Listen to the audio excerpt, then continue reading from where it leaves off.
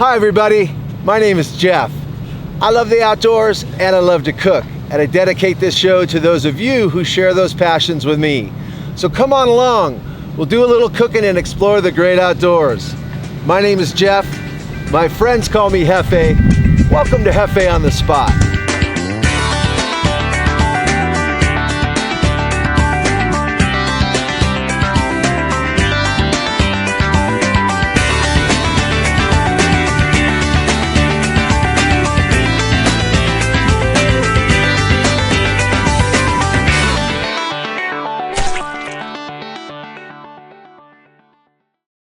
This trip takes us to the very southern reaches of California. Just north of the Mexican border, east of San Diego, and west of Arizona lies a playground known as the Imperial Sand Dunes. Basically, it's an adult sandbox for big kids and their big toys. But first, before we hit the road, let's head into the kitchen so I can show you what I've done to prepare for this trip. All right, Jeffe on the Spot here. I am really excited about our adventure this weekend. We're heading out to the California desert to a destination called the Imperial Sand Dunes Recreational Area, also known as Glamis. And when you're talking Glamis, you're talking desert, very isolated area. We'll be camping in a place called Cement Flats, and that pretty much explains everything. There are no hookups for this trip. But that's not an issue because we're staying in fully contained RVs. In fact, they're fifth wheels or trailers. They're called toy haulers because they have the ability to transport our off-road vehicles inside. I mean, talk about being hooked up. It's awesome. We're going to show you some of the riding we're going to do. We're also going to show you another popular vehicle that you'll see a lot of when you go out to Glamis, and that is the sand rail. And the sand rail actually replaces the dune buggy of years ago. Although these sand rails have budgets of about $100,000 on some of them, you'll see Corvette engines, amazing suspensions, and beautiful paint jobs, and we'll show you some of those too. For the food side on the show, we're going to make 2 recipes, and do note that we're doubling the size of these recipes because we're feeding a large group of people. So if you want to feed 6 to 8 people, you'll want to cut these recipes in half. Now, the first recipe is going to be a shredded beef, and the second recipe is going to be a shepherd's pie. The shredded beef is a very versatile recipe. You can make a lot of different things with this, but on this trip, we're going to use it to make a Philly cheesesteak-like sandwich.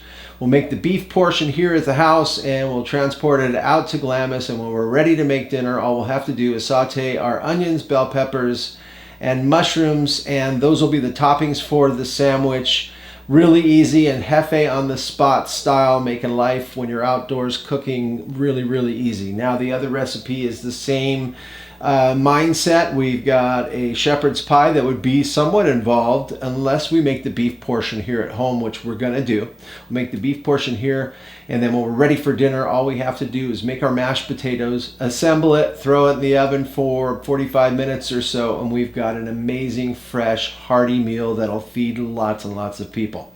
So let's get started with our shredded beef. Let's start by dicing our medium sweet onion. Peel the skin off, take the ends off, and give it a nice medium dice.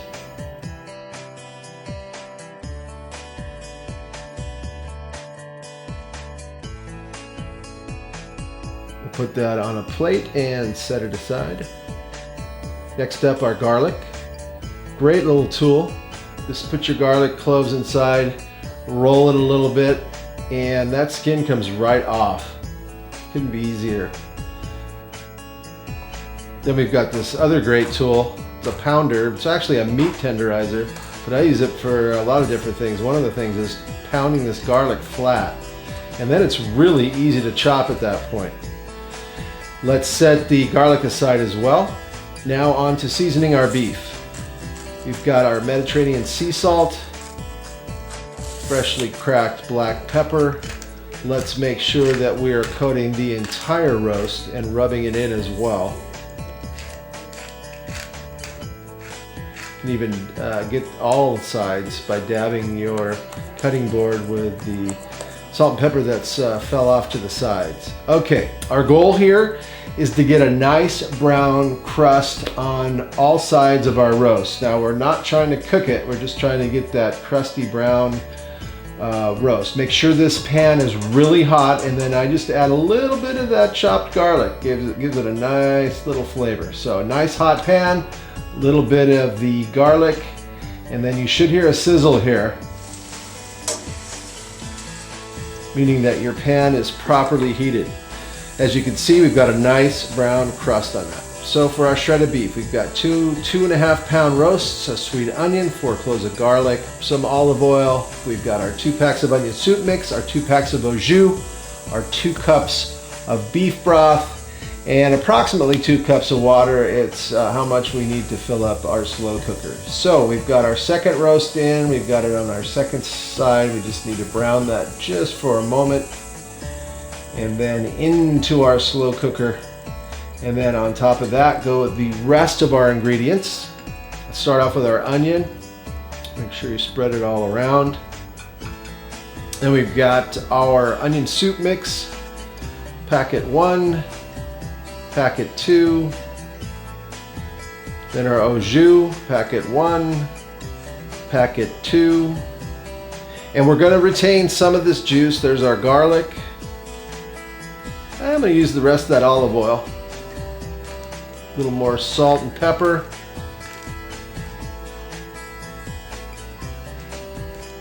Then our beef broth is next, and again we're going to skim off the fat when we're done cooking this, and then retain maybe 2 cups of the juice, because we're going to add that back in after we heat it up. And then we fill it up to the top with water. Make sure everything's kind of mixed well before we put that lid on, and then we're ready to go.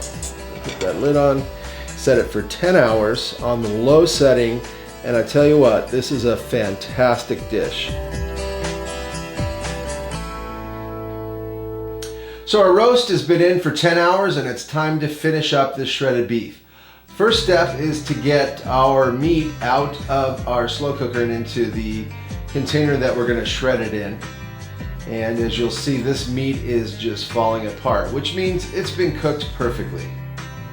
The second step is going to be letting the juices, the liquids, sit for probably about a half hour, and that'll allow the fat to separate from the juice that we want to actually collect. So we'll set a little glass jar next to this, and we're going to use just an old-fashioned method. We're going to dip our ladle down into the liquid and let the fat run into the ladle. Now the fat definitely looks different than the juices that we want to save. The fat's clear, where the juices we want to save are cloudy.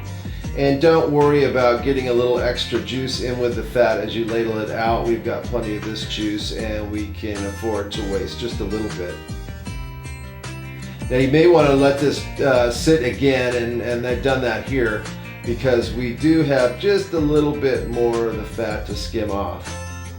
Anytime we move it around, we're going to shake it up and mix it together, and we'll need to let it sit. But we've got just a little bit of this fat left. And I think we've got a couple of pieces of shreddable meat still left in here too. But we're going to go ahead, yeah, there's one piece of the meat, and we'll go ahead and get that into our, with the rest of the shredded beef. We're going to save about, I don't know, it probably ends up to be about 4 or 5 cups of this. There's another last piece of shreddable meat. And we'll just store it in this. You can use, anything that seals tightly. This is kind of a Tupperware kind of plastic container with a snap-on lid. Always a good idea maybe too to put a piece of tape around the lid and onto this container, just to ensure that it's not going to spill in the ice chest or whatever you're using to transport it out. Make sure you get this into the refrigerator right away too. We need to make sure this cools down at the proper technique and temperature immediately. Okay, so our next step in this is to go ahead and shred the meat. I just used 2 forks, so go ahead and pull the meat apart using your 2 forks. You'll find that if you've cooked this correctly, this is a fairly easy step, and as you can see, we've done a nice job of just shredding this up. If you find any big pieces of fat, go ahead and take those out and set them aside. Now it's time to get the shredded beef into the bags, and that's what we're going to transport it in.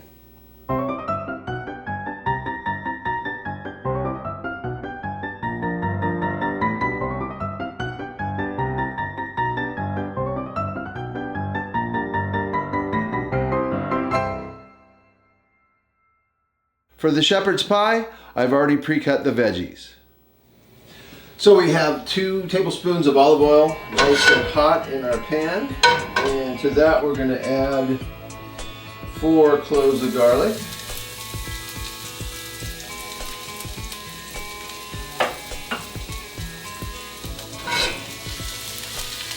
And then we've got a pound of mushrooms, nice creminis.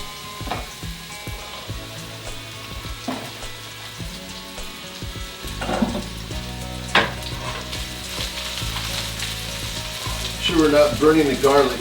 I've got this on about a medium. We're going to do these veggies for about 6, 7, 8 minutes. You don't want to overcook them. We want a little crunch, but we certainly want, like, the onion should be a little bit translucent. So we've got our 2 medium onions.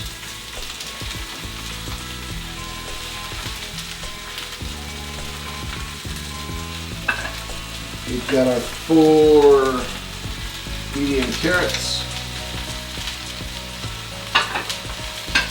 And we've got our 3 ribs of celery.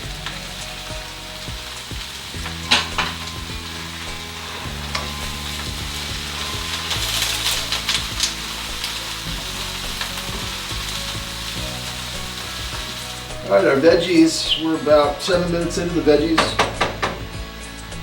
We're going to put 2 tablespoons of oregano,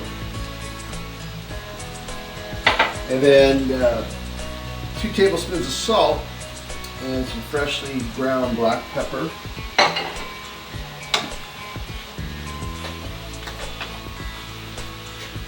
And we'll just give that a moment to move around a little bit. Veggies still have some nice color. Mushrooms are softened. And then we're going to add our 6 tablespoons tomato paste.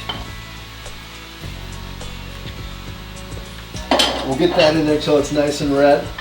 All right, so we've got 2 pounds of ground beef, and we cooked that off, drained the fat. To that, I'm going to add a 1/2 cup of beef stock. And I'm going to add 2 tablespoons of Worcestershire sauce. So we're gonna just get this tomato paste incorporated with the veggies. Everything will be pretty nice shade of red when this gets done, all put together. So really we're getting to the end of this process.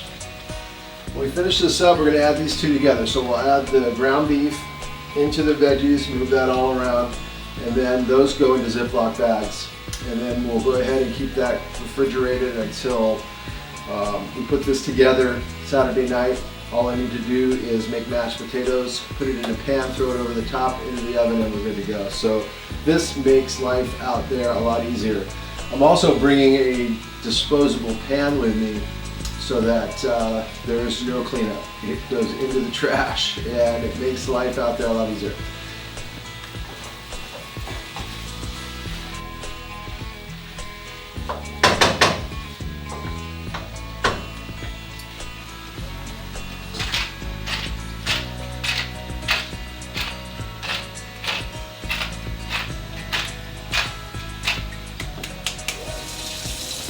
All right, so we will add our beef mixture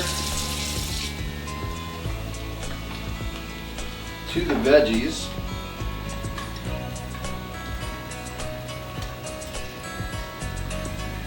And get that nice and incorporated. So you could turn that heat off there.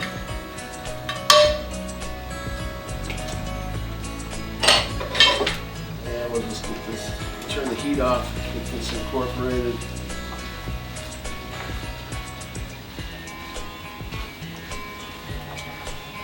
This is a fantastic dish for camping. It's nice and hearty. Nice fresh veggies. So we're going to let this cool, handle it properly, cool down, and then we'll put it into, we've got these nice gallon Ziploc bags. These things are so very handy.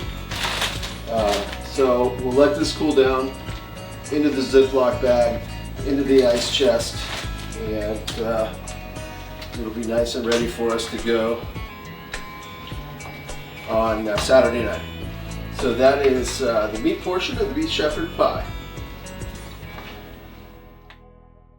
All right, one of the things that we always talk about at Jeffe on the Spot is ensuring that we are not only storing our food properly, but that we are transporting it properly as well. Now, we're staying in RVs on this trip, and the RV that we're staying in has a refrigerator, but the refrigerator is really small, and we've got a lot of meat here, so that would take up a lot of space in there. So I've delegated the RV refrigerator to things like eggs and cheese and milk and butter and those types of things.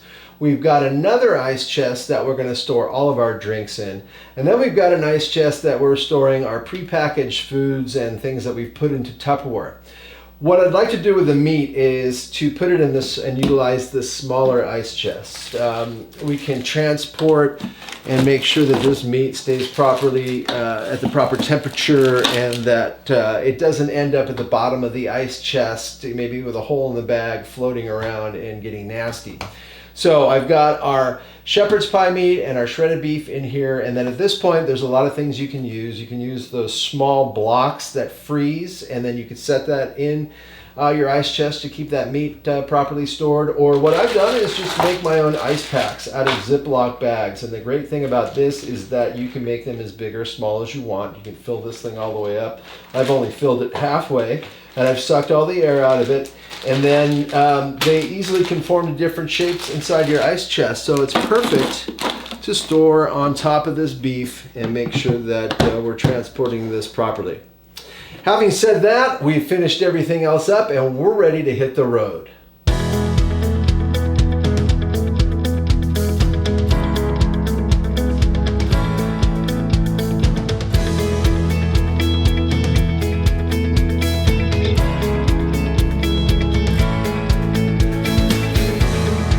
Has it that Glamis was formed by the deviating Colorado River, which deposited great amounts of silt. This silt was then blown to its present location by the prevailing winds. 45 miles long and 6 miles wide, a portion of the dunes are designated as a preserve. The rest is Imperial Sand Dunes Recreation Area, a haven for off-road enthusiasts.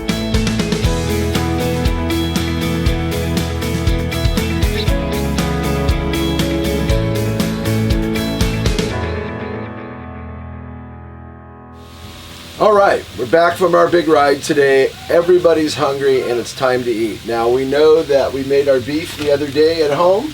So the big process now is to get this going. We got a hot pan. We just put our meat in the pan. You can hear it sizzling in there because it is the proper temperature. And if you remember, we did skim off a lot of the juice and brought that with us. So we're going to get our meat warm in here, and we're just going to add a little bit of the juice depending on how moist the meat is, and we'll just play it by ear. We've got our mushrooms going. We've got some bell peppers and onions. I just need to chop up the onions, slice the onions, and then we'll saute those. We'll make sure those are still got their vibrant color. They're nice and fresh looking. The mushrooms are almost done. And then the next process will be getting our bread ready. We want to warm up the bread. It's really important. So we're going to warm up the bread.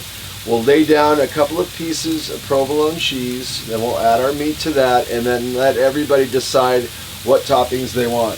If they want mushrooms, onions, or bell peppers, and go from there. So let's get going with that. I still got a minute to get the meat going, and then we'll add our juice and get that stuff really tasty.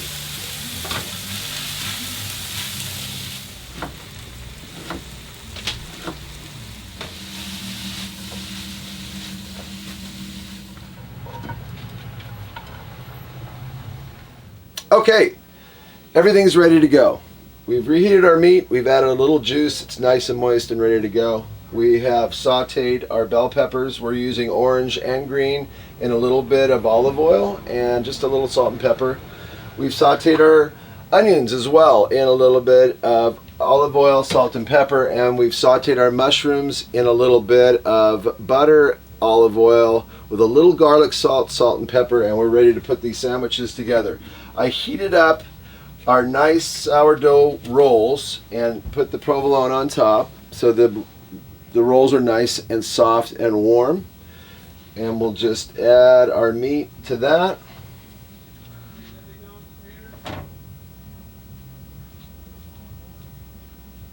We'll put a little more on that one. Then let's do our mushrooms next, right over the top of the beef. A little bit of that mushroom juice can get down into the meat. Of course, these are going to be, you're going to need a very large mouth to eat these. And a little bit of onions. And a little bit of peppers. And you have one amazing sandwich. And that is dinner for tonight. We're going to add a little bit of fruit, some chips, and everyone's going to love this. Jeffe on the spot, Glamis.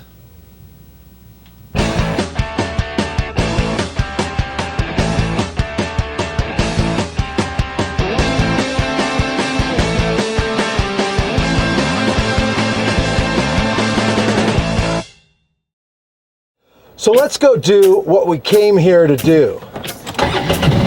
Yeehaw!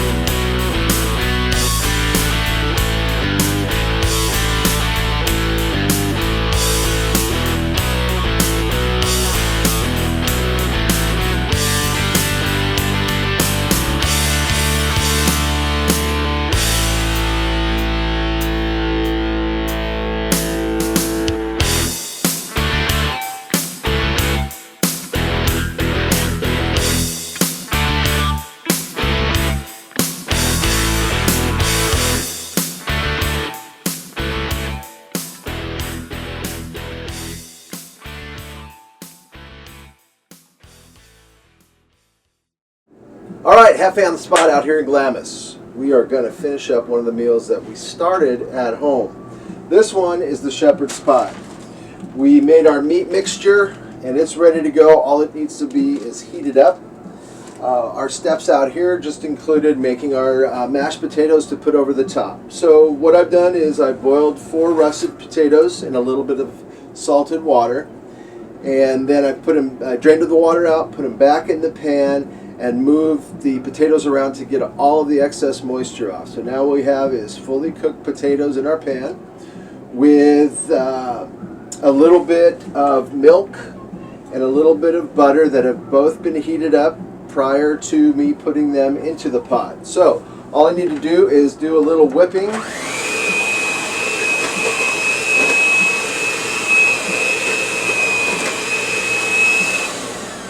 To our potatoes to finish them up. I'm going to season them with a little salt and pepper. Maybe about a 1/4 teaspoon of pepper, teaspoon of salt, another little whip.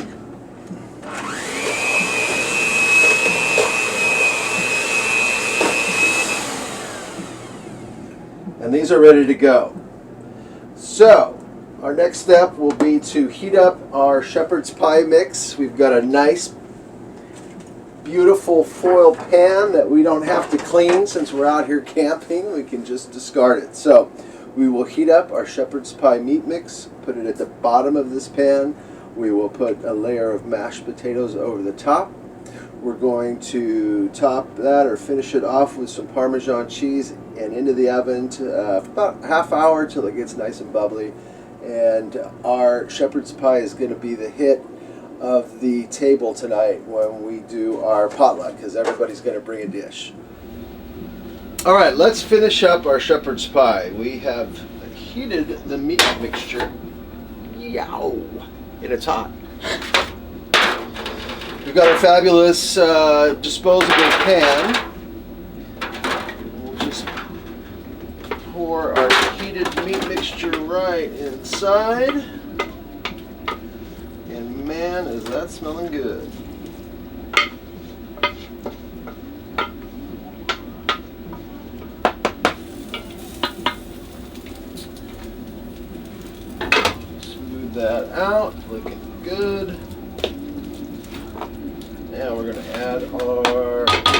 potatoes. And these taste fabulous. I guess I don't need that. Make a nice layer evenly over the top of our meat mixture.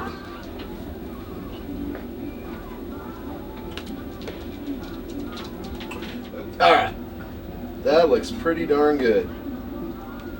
Now, let's make a couple of great little finishing touches. We're going to sprinkle some Parmesan cheese.